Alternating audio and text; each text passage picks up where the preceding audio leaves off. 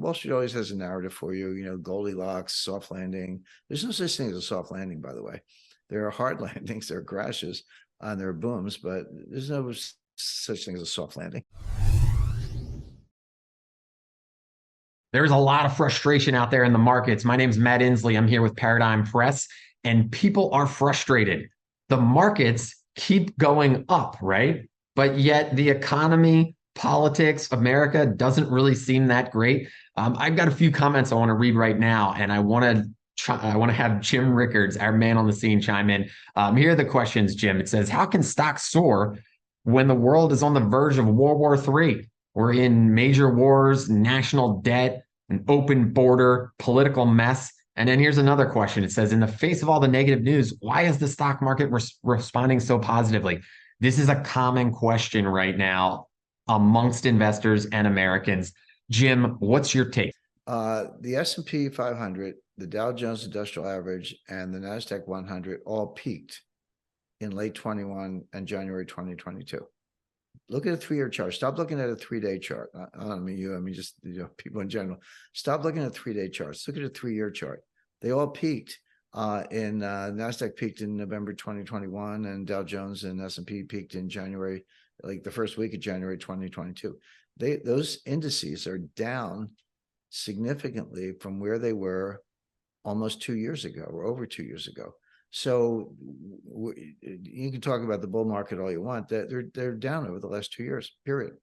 Now, has there been a rally lately? Yeah, and there have been 4 or 5 along the way. And I'm not saying you can't make money, but I'm saying that in this volatility, up and down, the trend is down.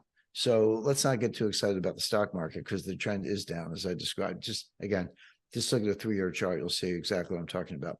Now, where do we go from here? Oh, stock markets are bubbly in the face of something horrible. Where we've seen that before.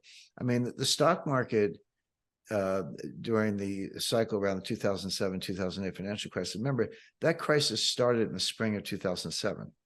It kind of reached a fever pitch in August 2007. That was when Jim Cramer had that famous meltdown with Aaron Burnett on CNBC. They know nothing. They know nothing, etc. But the stock market actually peaked in October 2007. So there we are 6 months after HSBC warned about rising defaults in mortgages, 2 months after the Fed almost caused a meltdown. Jim Cramer called them out in August 07. But the stock market peaked in October 07. So stock markets go their own way. They're supposed to be leading indicators. They're really not. So first of all, the stock market is not peaking. The peak was 2 years ago.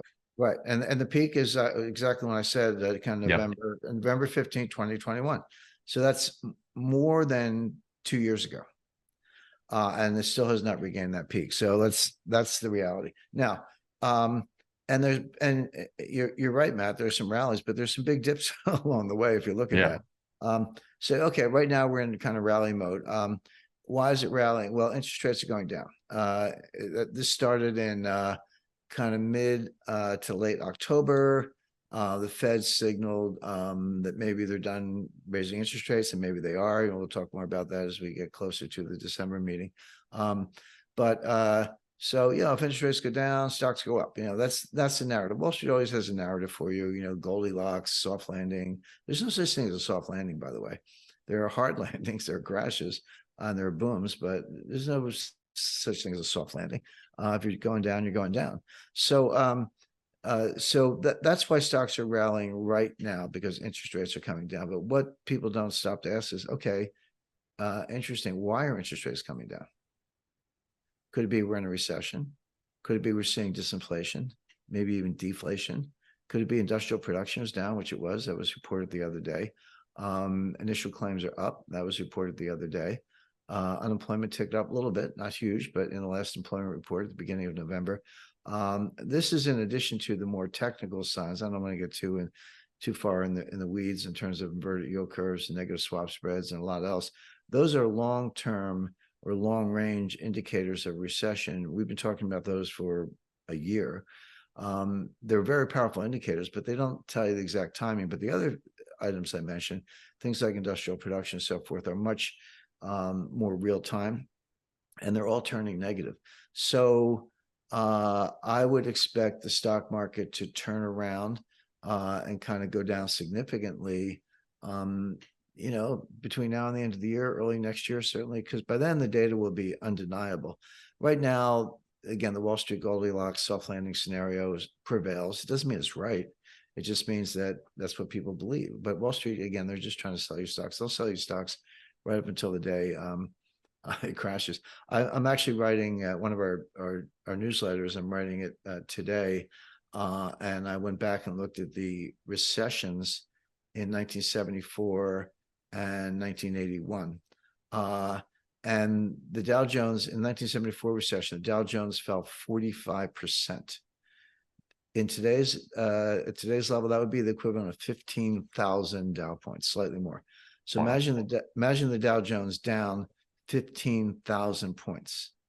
That's a 45% decline from today's level, and that's what happened in 1974. It's not ancient history. What caused it? Well, it was the a war in the Middle East and Arab oil embargo and higher oil prices. Does it sound familiar? I mean, that's kind of what we're going through right now. We're going back to 2021 with the supply shock. And then in 1982, 81, 82, that recession, the NASDAQ fell 38%. So, peak to trough. So that's what a real recession looks like. And that's what a stock market crash looks like. And so we could be heading for something like that. But, it peaks when it peaks. But by the way, it peaked 2 years ago. So we're not even at the peak. But yeah, it could go down 30, 40%, maybe 50%. From here. Jim, we appreciate your deep dive research here.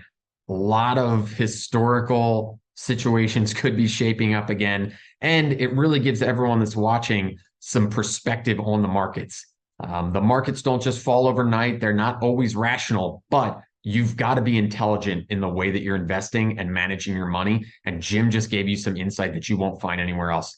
If you like what you see, if you got any comments on it, comment below, give us a like. And as always, please subscribe to our channel because we've got more from you.